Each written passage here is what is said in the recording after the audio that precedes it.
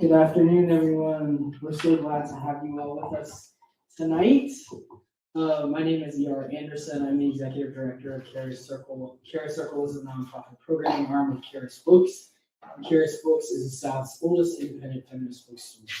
Tonight's event is co-sponsored by Southern Fried Queer Pride, a queer and trans arts and advocacy organization centering Southern queer communities. We are gathered today to celebrate House of Our Queer, healing, reframing, and reclaiming your spiritual practice. Bex Mui in conversation with Seyij. So welcome to you all. We're really, really happy to be here. Caris has a history of spirituality. Caris means gift or grace in Greek. And folks are always confused because they're like, aren't you all like the godless queer? Why do you have this background in progressive Christianity? But our founder, Linda Bryant, came out of the Young Life movement, which was not super progressive Christian movement, and moved further and further left into liberation theology.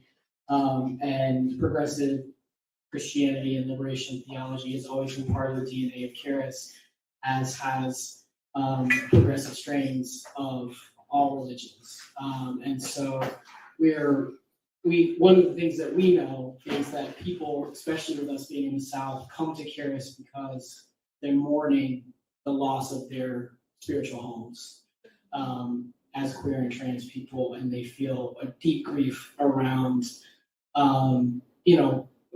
that community loss, that place of home, and not knowing how to reconnect, and not knowing how to build something from a new path. Or path that encompasses their history with who they are today. And so, particularly in this time of mourning for trans people across the country, and particularly here in Georgia, we're really, really glad to be doing this event because we know that we need our spiritual tools. And so we're so glad to be resourced here with y'all tonight. So I'm going to kick it over to Seyij, and I'm really excited to have folks ask questions. For our folks who are physically in the building, I'll bring a mic to you if you would like to ask a question when that time happens. And for our folks watching at home virtually, feel free to pop those in the chat and we will get to them in due time. But for now, please welcome Seyij and me.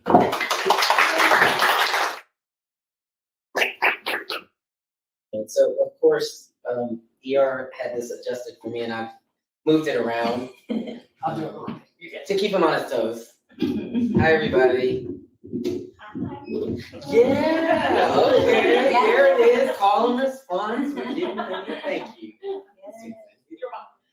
Hey, y'all. So I'm really excited and grateful for the opportunity to be in conversation with Bex and to talk about House of Our Queer and all the things, queerness, spirituality, healing.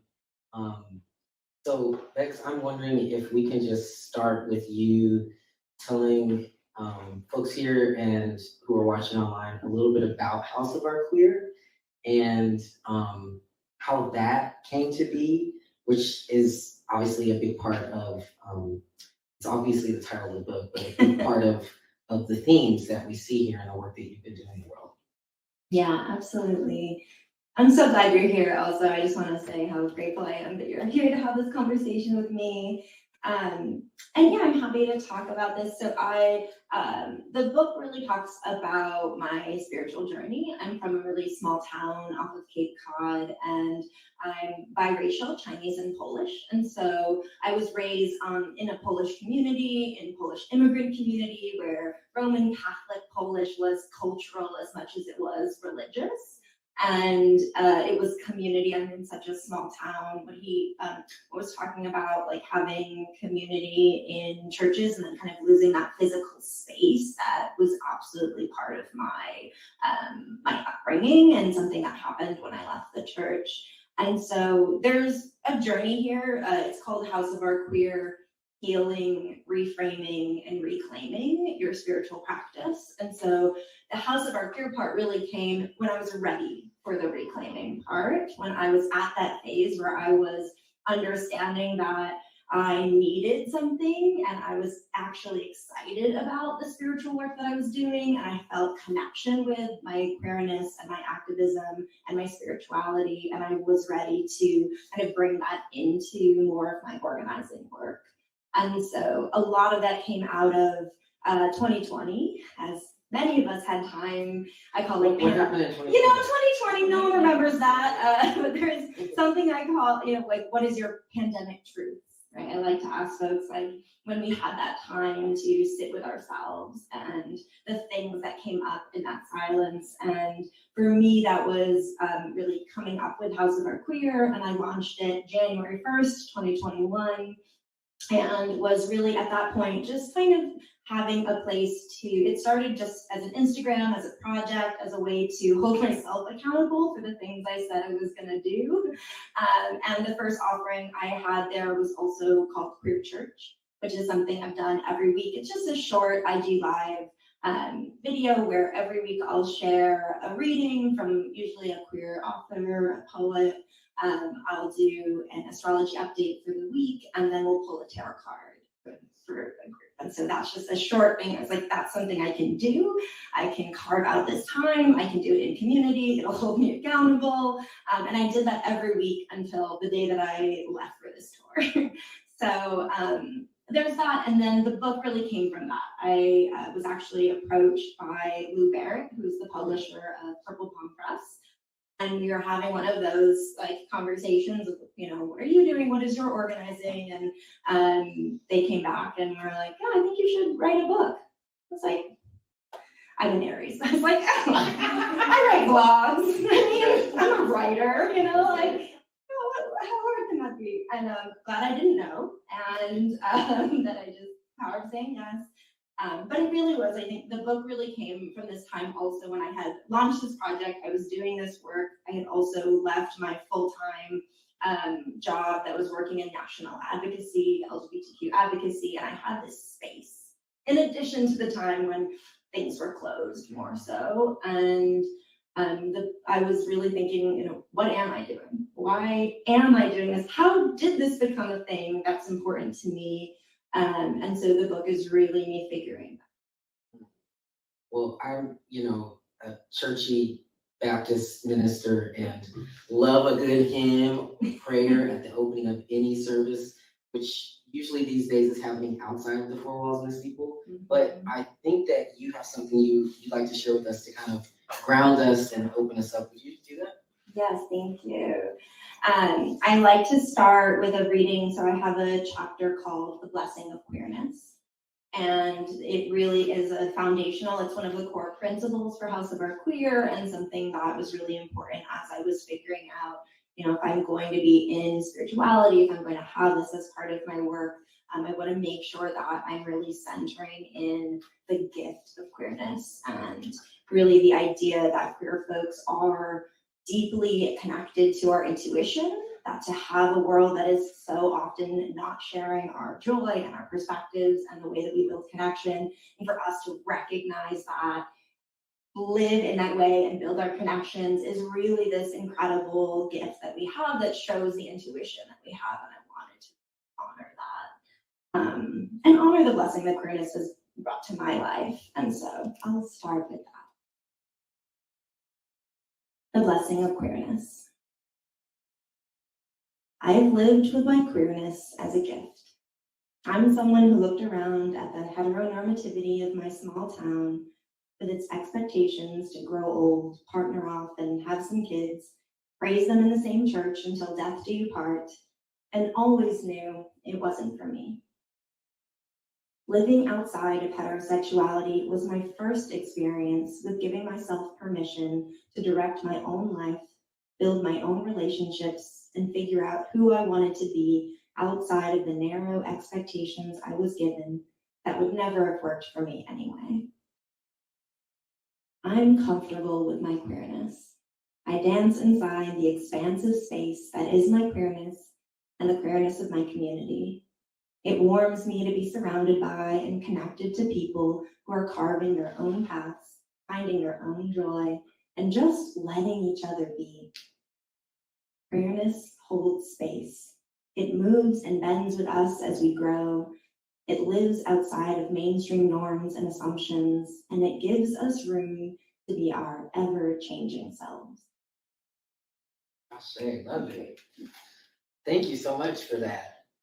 So, I have so many questions and insights, I think, because there's a lot in House of Art Queer that resonates with me as a queer trans person, very openly spiritual. I feel like that's interesting but important to say, right? Like I'm out as a spiritual person. Yeah, I have a judgment about coming out as queer and spiritual. That's right. That. Yeah. So, well, then let's kind of move to that then, because, you know, I was sharing with you questions that I've had about coming out and what that means. So, with queerness as a blessing, what insights have you, and perhaps some you might touch on from that portion of the book, but around this question of coming out, right? Is it a blessing? Is it, or can it be a spiritual practice? Are there lines there? What has that been for you? Yeah, absolutely. And I think there's a difference between who we are and the process of coming out or sharing our identities with other folks. And so I hold on to the blessing of queerness because I know when I'm quiet, when I'm alone, when I'm with like my spirit, there's no question around the blessing of queerness and its rightness for me. And I think that the process of coming out, the process of bringing other people in, and the process of sharing is sometimes where those questions creep in. And so I like to keep them separate and just to hold on to that. And I was raised without, there wasn't a GSA in my high school. It was not like a model. It was like Ellen came out and her show was canceled and we never talked about her again. Okay, that's where that was my experience. And then I was really fortunate. I actually went to a college that I went because it was in New York, in Westchester, kind of above Manhattan. And I went because it was a Catholic all-girls school. And I was like, this is what I'm doing. And it turned out to be like a very liberal, very queer experience. And thank you. And I was very guided there. And so I had this wonderful experience. It's where I learned, I really got to come out in queer community. And so I found folks that were bi and lesbian and were living really well. And it was a blessing for me to really be able to see that. And it was the first time for me that I saw that I could become an adult, that there was an adulthood path for me. And I really didn't know that that was possible as a kid. And that shifted my entire ability to live on this planet. And so there was this beautiful and incredible gift that I was getting. And then there was also this space and this distance that I noticed as I was sharing, as I was coming out, as I was trying to bring other folks in to this new thing that I was discovering about myself and the new names and the new community that it came with. That really, for me, in my experience, that line was divided with the church. It was folks that mostly in my family or in my childhood who were really close and connected to the church were having the hardest time. And I noticed that. And so I do think for that part of the coming out, it obviously was really tough. It's something I call the pain place. That place when I like to say, the church wasn't able to evolve with me. And there's this pain when this thing that you've wanted to be a part of is stuck and you continue on. And the people that are stuck with it aren't there. And so there was a lot of that. And then there's this interesting thing. I think one of the gifts of that, this is a really long answer. One of the gifts of that is that it's helped me with all the other comings out in my life. I know what excommunication and its threat is. And so I don't have this, this is what it means to be queer. This is what it is that we're doing in the LGBT community. This is where liberals are and that's what we're doing. That has never worked for me. And I think that permission helped me to continue to get to know myself and build my community. And when I was coming out later as queer and spiritual in this other realm, many years later, and on the other side, I did have this, the tricky thing about that was that I didn't have a community. I didn't know anyone else who was thinking about queerness and spirituality and religion. There wasn't like this beautiful, like, I know this is when our holidays are, I know this is when our parades are, like, this is where I'm gonna find folks, this is the space. And so there was this scarier part almost to that coming out that was, what if I'm losing something or creating a division between me and the folks that I'm in community with, and I'm not sure who's gonna catch me on the other side of it. And so there was definitely time, I think that's why I kind of like, that's like the reframing part where I was just like, I'm just gonna call this, I'm not gonna necessarily name this, I'm just gonna like have these practices I have, but I'm not necessarily like out about it, really came from. And so, and I guess just to sum it up, like all the other comings out I've ever had, it's just worth it. Like, it's just the more that I am sharing about myself, living in my truth, naming what's important to me, sharing where I am, and allowing for people to be exactly where they are. They don't have to be where I am for us to be in community. That has just really helped me better understand myself, build a more diverse community, and continue to feel like I'm learning and growing in the way that's up. Beautiful. And I think I'm imagining, because there's family here, that some of us are still, in, as you are, the work or the ministry, if you will, of social justice, advocacy, right, and movement work. And speaking of this coming out, you talk in House of Art Queer about coming out as a spiritual person in movement space. And transparent moderation here. I did not prepare Bex for this question, but I really am curious about what this has been like for you. Why you also felt it was important to name that in this book, because there was almost kind of like, you talk about essentially being kind of an outcast, right? And questions about, well, you go to church? Like, I thought you were progressive, I thought you were liberal. Like, what does Jesus have to do with work of justice and liberation? So would you share some about that and why it was important for you to include that in the book? Yeah, absolutely. And I will say, even when I'm in the book, there are times when I'm like, I'm sorry, y'all, I didn't know I was going to talk about Jesus this much. I thought it was going to be a really thin chapter, and here I am, like digging into the Gospel of Mary Magdalene. It happened, and it was important. I let the book go where it needed to go, and I think that it, in part of this reclaiming, like I realized I really needed to be honest about where I'd been and to do the healing work about what has actually made me feel better and what I've been using to lift myself up. And for me, so I'm biracial, right? So my experience in life is always being a little bit in and a little bit out of every space, right? Like I'm in a big Polish, my mom's one of 6, so I was raised with like big Polish community. My dad is actually born and raised in Malaysia, even though we're Chinese. And so when I go over there, he's one of 7. Big Chinese Malaysian family, everyone's Chinese Malaysian, marrying Chinese Malaysian people. And I get to be a part of both of these worlds.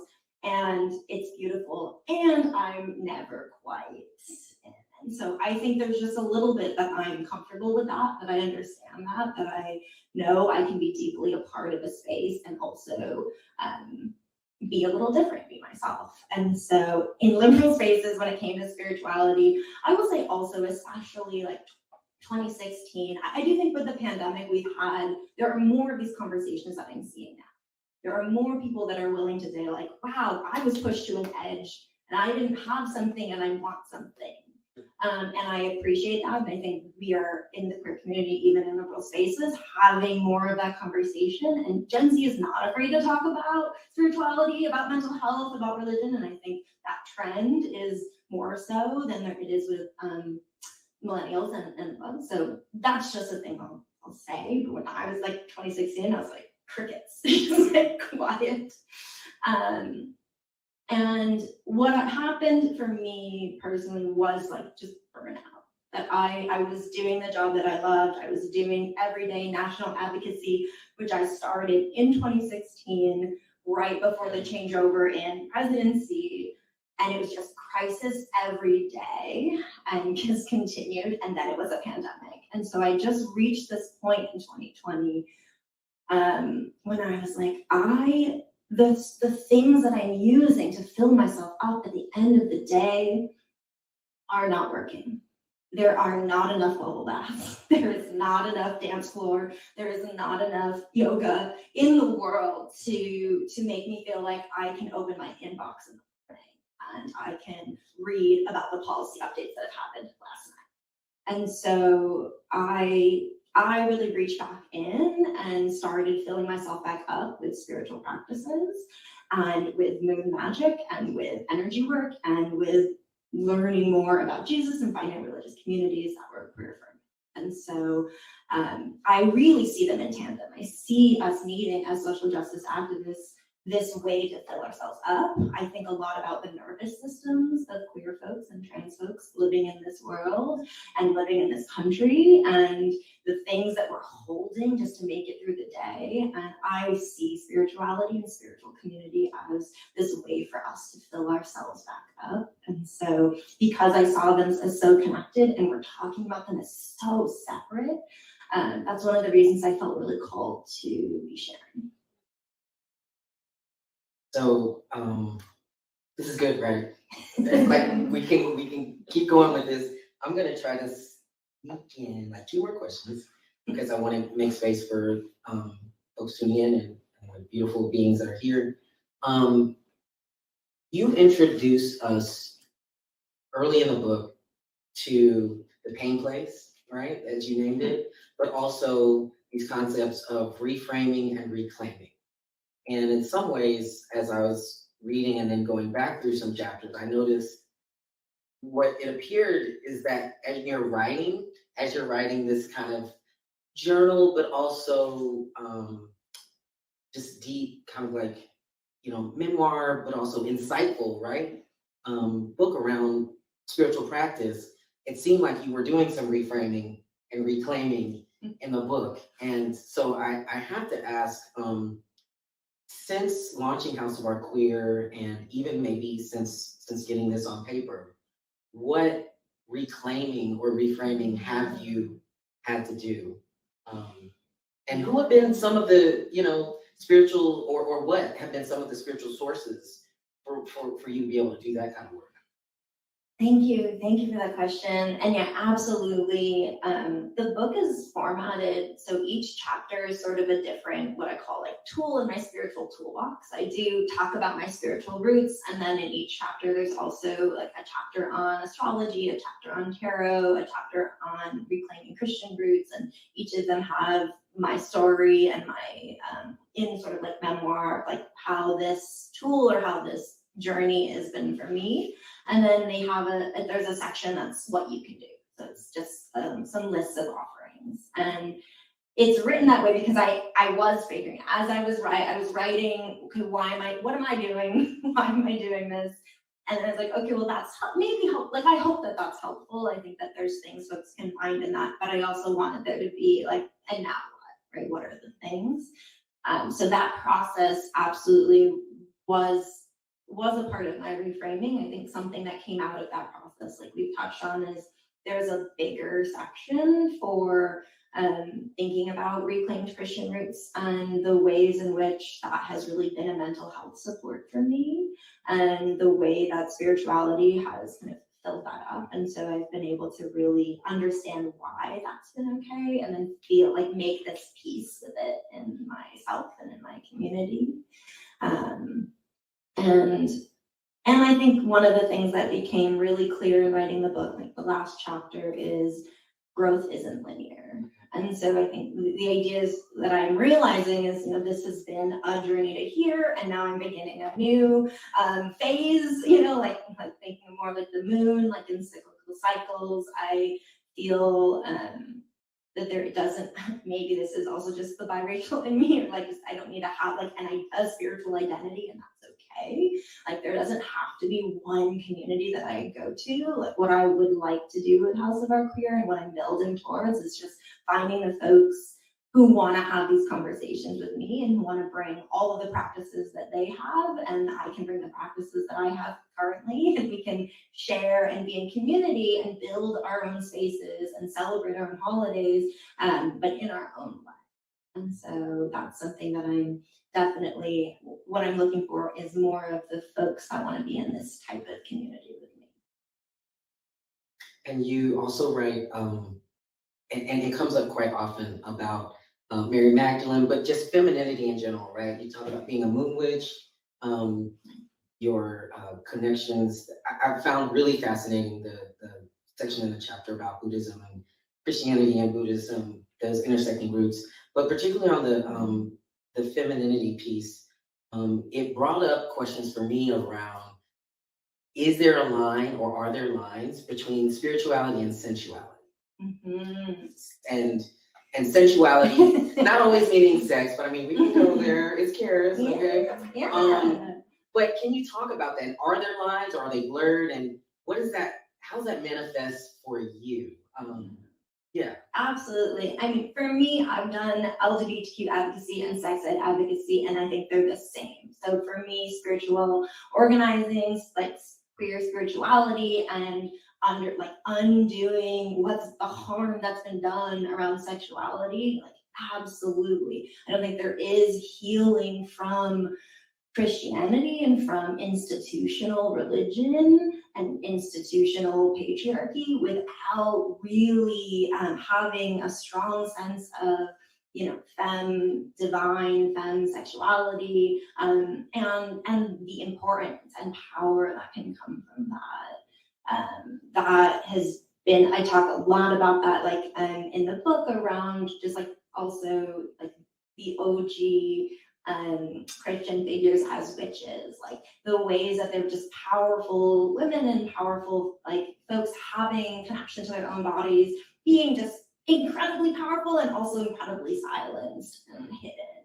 And I think that in order to reclaim that, it's really important to think about, what, I talk about with queerness, connecting to our bodies, connecting to our intuition, honoring that. That's a big part of my spiritual practice. And so making space for a spiritual practice that is really sensual, that has this understanding of sacred sexuality, whether with yourself or with others, but having that as part of a practice, and the energy and the joy and the release that we can bring with those practices. It's a big part of my spirituality, and I want to make sure that any space that we're in where we are talking about queerness and coming together, that we can bring that part of it as well, and we can bring that part with a spiritual part. So last question before we open it up to our beautiful audience is, what has been, again, another question, but what has been, or what was kind of difficult, right? Writing this, and you talk about being a writer from a very young age, journaling, and so that's obviously a spiritual practice for you as well. What has been difficult about either the writing process of this or your ministry with House of Art Queer? What are some of the challenges? Because you have so much richness and offerings in terms of how we can create our own spiritual toolboxes. But not every day is roses, and some days our spirits are kind of low. So what have been some of those challenges, and how do you press through? Yeah, absolutely. Well, I would say one of the challenges right now is, people reading the book. I didn't think about that when I was writing it. I was writing it during— We don't read it. We read it, y'all. During quarantine, me and my journal were doing our journal thing, and now my mother's asking me about kinky confessionals. So there's that. I knew in a part of my brain that was going to happen, but I can say it's been interesting. And it's also one of the gifts, wanting to find folks.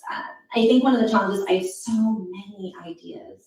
There are so many things I want to do, and just kind of getting my ADHD to narrow them down to a doable thing. What I can do now, what I can do next is really reining myself in has been one of the challenges. And that's one of the reasons. So I'm on a 3-month tour right now with my partner, who's here being wonderful. And Yes. Come on, queer love. Yes, thank you. And so we are driving across the country doing this, and the part of the reason I said it that way was that I wanted to have like 3 months where this is what I'm doing. You know, I have by day, I'm LGBTQ and equity consultant, and it's been wonderful, but I would love to do this more. And I really wanted to give it this chance to have these conversations, to see what the needs are, to see what I can help to organize or create or co-create, and have that time of focus. And it's challenging because we live in capitalism and this isn't lucrative, and it's, you know, incredibly worth it and wonderful, and has been like life-changing already, even though we're 1 out of the 3 months in. So those are some of the challenges and some of the ways I'm working on. Thank you so much. So I think we're gonna do some facilitation and moderation, and ER has a microphone for folks here. If you have questions, something come up for you in a conversation, maybe you've already engaged with House of Art Queer through the website or social media, but the floor is y'all's. I want to kick us off.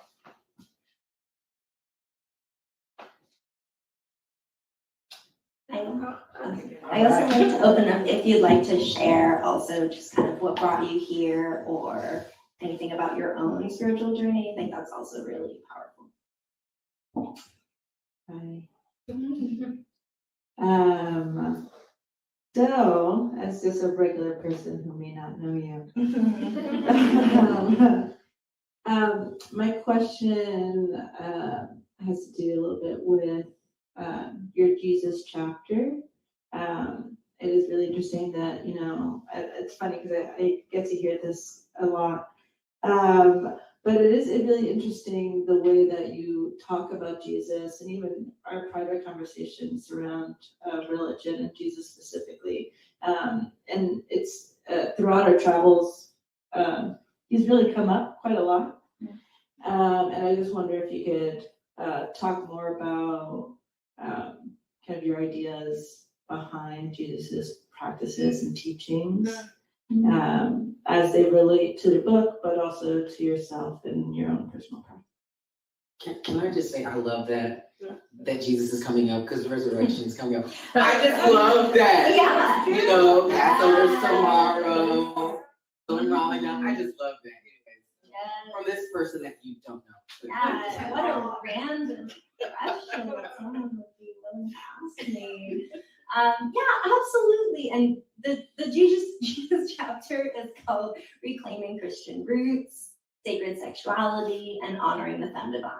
So there's that chapter that has those buckets in it. And I talk about I had basically this essential question for myself that I was digging into during pandemic. And it was, you know, how did everything I know about Jesus is him being a pretty much like radical social justice feminist advocate who was showing solidarity practices in like the Middle East.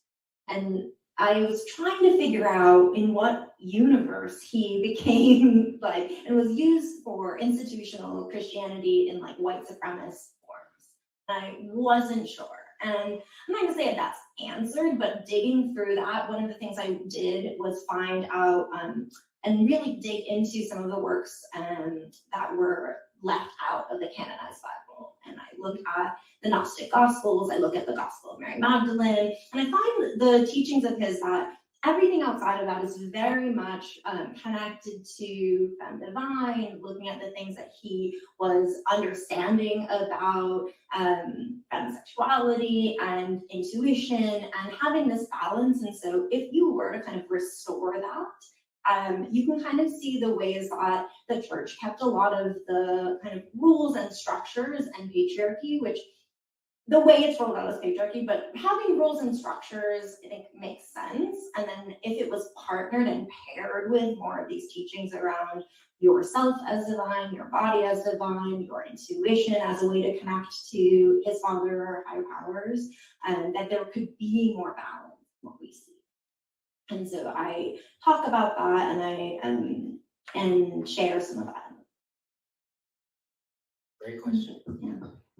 I'm wondering if you could talk a little bit about, I think a lot of people particularly who have experienced religious trauma or rejection from their home religious communities, feel like there's like a litmus test for having any kind of spirituality after, right? Particularly if you come from a restrictive, often Christian background, but other faiths too. It's like, well, I don't know how to re-engage with any faith or any spiritual practice because there's like a line around, there's like a bright line around belief, right? And there's a bright line around who gets to call themselves a religious person or who gets to call themselves a spiritual person.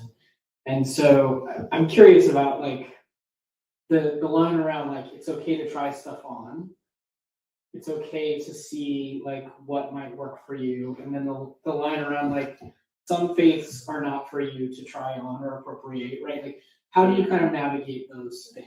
Like what's okay to play around with in the pursuit of figuring out who you are? And what is like, like this is actually disrespectful. And like how do you think about that and how might others think about that?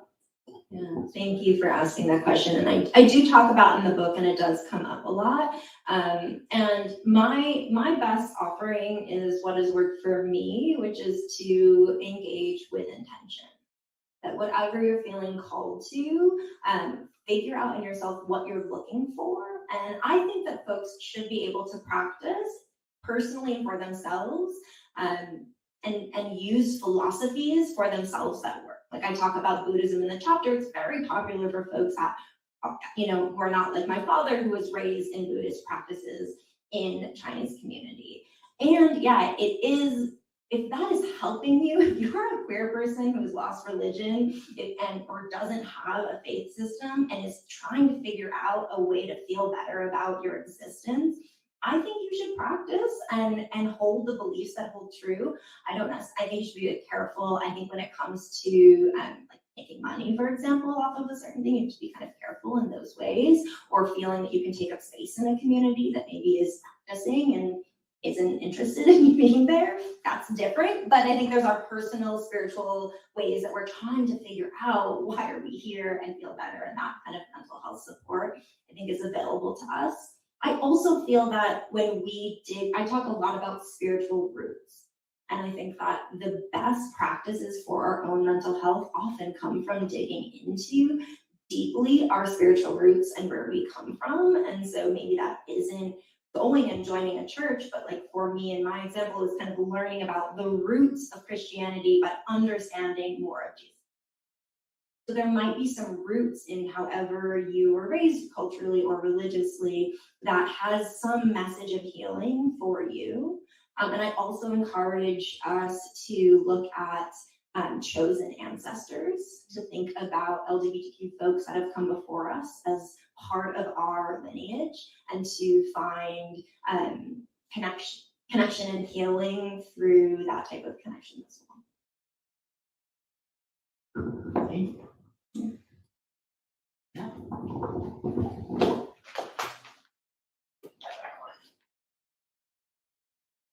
With the events of the last year and looking at your book now, is there an afterword that you have in mind that you'd like to write to incorporate what we're experiencing now in the public sphere around talk about Christianity and bodies? How does this last year make you think about your book?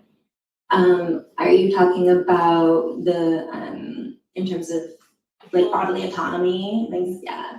Well, first of all, I would rewrite so much of this book. I don't think it's an imperfect piece of writing that as soon, it's not unlike blogs when you're done and they just disappear. You have to like look at them again and again. So I would rewrite just so much. It is, and here it is, and I love it, and I'm proud of it. But yes, much I would do. I will say I am very proud. I do talk about in the sacred sexuality chapter. While I was writing the book, Texas had just passed their very restrictive, most restrictive ban. And when I was recording the audiobook, the Roe v. Wade maternal had just done, so I kind of mentioned that. So it's there, the healing. I think when I talk about sacred sexuality, that's really where I'm talking about, we do live in such a controlling, especially for bodies that can become pregnant and for femme people and women. And so that's one of the reasons I talk so much about that. Isn't just because I'm femme, and it isn't because I think that it's only for, I'm trying to create like a femme space. It's because we live in such a patriarchy for everyone. The controls around it are, I hope, suffocating for everyone. And there's spaciousness and beauty in femme for every body, for every gender. And so I try to talk about that. I could always say more. And I think that it is something when I talk about the things I want to do with House of Our Queer, I'm always trying to figure out how to create more spaces where sacred sexuality are a part of it. I'm gonna be on a panel around Folsom talking about like kink and sexuality, and they do like, that organization does like many things around it. I'm trying to kind of figure out in what ways I bring that in. So it's noodling around, but not necessarily, I don't know necessarily the chapter I would write. Thank you. You online? Our online folks are very quiet tonight, but they're with us, they're watching. I have a question, another question. Maybe someone else has it too. You mentioned, maybe 2/3 of the way in, a descriptor for yourself that I didn't see early on, which was gender playful, which I love. And if it's okay, I just want to read a couple sentences because we're talking about sacred sexuality, because this is one of my favorite pieces in the chapter on Christianity. Yep. Sacred sexuality, it's a perfect place for it. Sacred sexuality begins with our connection to ourselves, Bex says, and to our own bodies. It also honors the powerful energy that is created through desire, sex, and pleasure, whether with yourself or with others. It rejects the idea that we should be disconnected, shamed, or cut off from our bodies, and considers it blasphemous to consider that higher powers would want us walking around numb and cut off from this source of joy. That's rich. And what has this been for you? Because for me, unfortunately, because of religious trauma, my body hasn't always been a source of joy. Can you talk a little bit about the ways in which you found that, and especially that piece around desire? This is something that has come up for some of us in seminary right down the road, but in general, right? Desire, and I don't just ask this question as a trans person, but as someone who went through purity culture bullshit. Can we say that? Oh, yeah. Okay, say it. Okay. Especially about that. Okay. Yeah. So, sacred sexuality, but bodies. How do you find that joy? Absolutely. I get the question often, who is House of Our Queer for, and who is the book for? And although it does center queer folks and trans folks and the experiences in our community, there are so many people for whom the current narratives of heteronormativity and certainly Christianity in its more institutional form aren't working. Right, there are many folks that the ways that they're saying to be and to build your connections aren't working, and so I'm a weird one in that when I was a little person, I've always been very, very aware of power and its dynamics and what adults are trying to tell me and kind of seeing underneath and around that. And so I both, and I talk about this in the book, that I was raised near Salem. So I was learning about witches. I was learning about these like wonderful, magical, like, women who were, and I know we were taught like these women, evil in the woods. And I was like, these interesting, powerful women who are having their own communities and were so important. There was just such this big push. I was raised in such purity culture community that there was this high pressure on my body, on what I did with it, on all this accepting that I didn't. And in my little brain, I was like, wow, this is like a very powerful vessel that I'm walking around. There is something here that all of these adults are really concerned about and care about and talking about. And maybe also because I was queer, I was like on board. I was like, yeah, penises, they're disgusting. Absolutely. They give you diseases and babies. Like, we should all just get this pin, right? And just like leave them over there. This is the way, the true, and the light. There were things that I didn't struggle with about purity culture, as some of my friends may have. And so there's all of those. Yeah. Condolences to Yes, penises. sorry, yes, no shade to penis house. But at the time, this is how my brain was. Just so that I had a different experience to the shame that was intended to be thrown at me. So that when I was, in community, I was like, oh, this is amazing, wonderful. And so I've been able to really hold on to, I think also there's just this freedom. To me, queerness and queer sex were really connected in this freedom, in this way that I get to use my body and build connections and build community at the same time. And so that's been a formative part for me about queer community. And I think there's also this rebellion part of me that it really speaks to.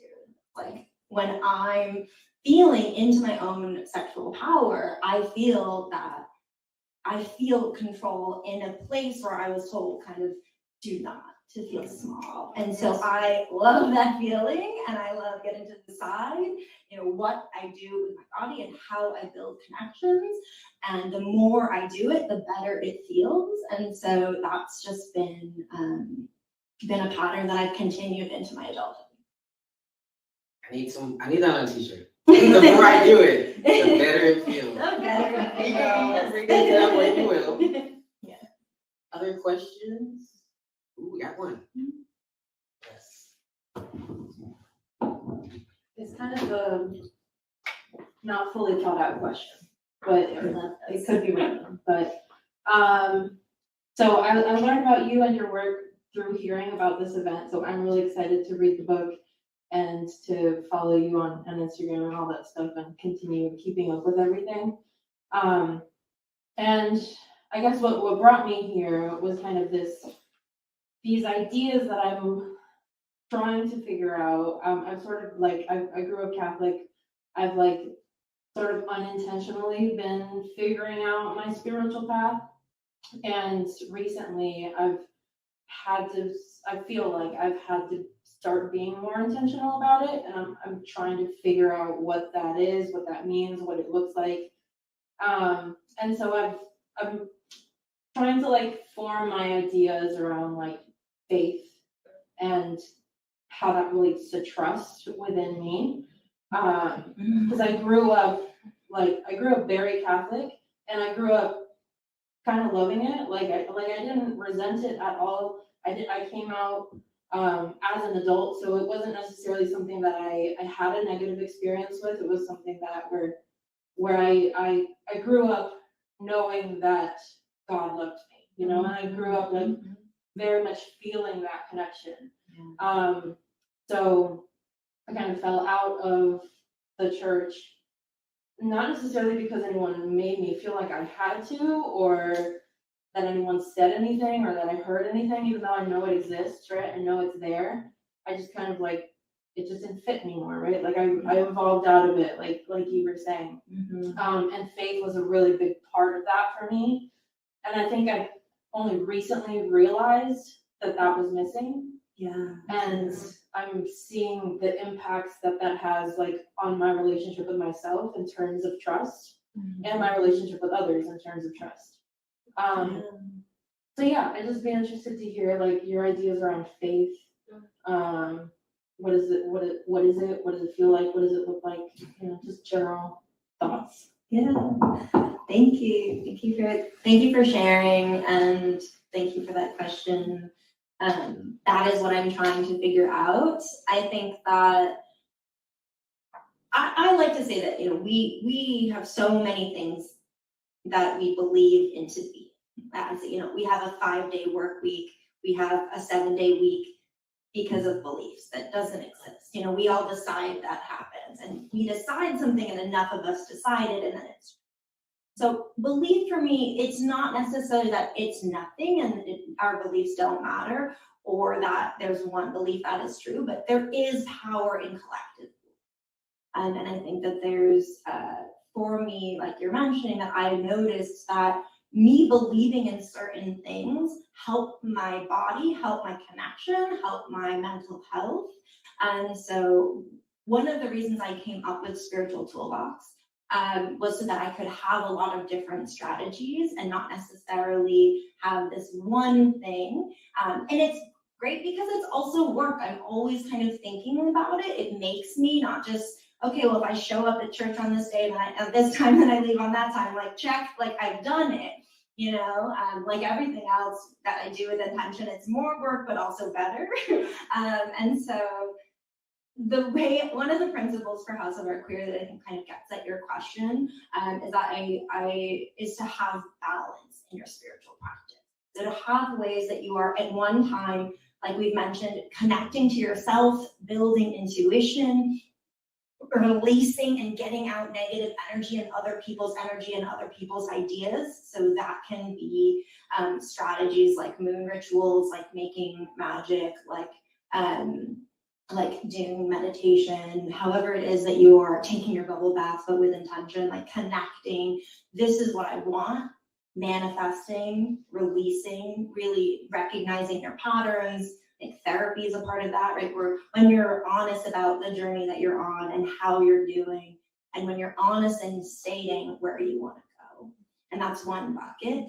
And then having this other bucket that is asking for support. Understanding that we are small, that we are not in control of everything, that we don't know everything, and allowing ourselves to get energy in and to be guided and to release things and ask for support. And so that can be connecting to ancestors, that can be following astrology. I think tarot is a big way that a lot of folks are kind of asking for guidance and support these days as well in the queer community. That can be praying, right? And so having a balance of those things in a spiritual practice is something that I think helps us, that might be something you'll look at while you're developing your practice. Great question. So one question we always ask folks, we think about, authors and books in terms of, who they're in conversation with. So on the shelf and now on social media. So if you could, dictate where your book would be placed in terms of in between, not alphabetically, but, just where on the shelf your book would be, who would your book be in conversation with, living, dead, whatever. Do you have any ideal folks for your book to be in conversation with? Amazing. I would love if I could design the shelf. It would look a lot like my spiritual practices. Like I want Mary Magdalene Revealed by Megan Watterson. I would want Witches, Sluts, and Feminists by Kristen J. Slay. I'd want Pleasure Activism, Adrienne Marie Brown, and Chani Nichols, Born This Way. Love it. Those are exciting. Take note, folks. Yeah. Those are some good things. Many of which we have here. So I love that. Amazing. Well, if you make the shelf of my dreams, send me a picture. well, thank you all so much for being here and for this wonderful, lively conversation. And thanks to everybody watching. We are going to say goodnight to our virtual friends, but before we do that, we're going to encourage you to click this teal button at the bottom center of the screen to buy House of Art Queer from Cares. It really does help.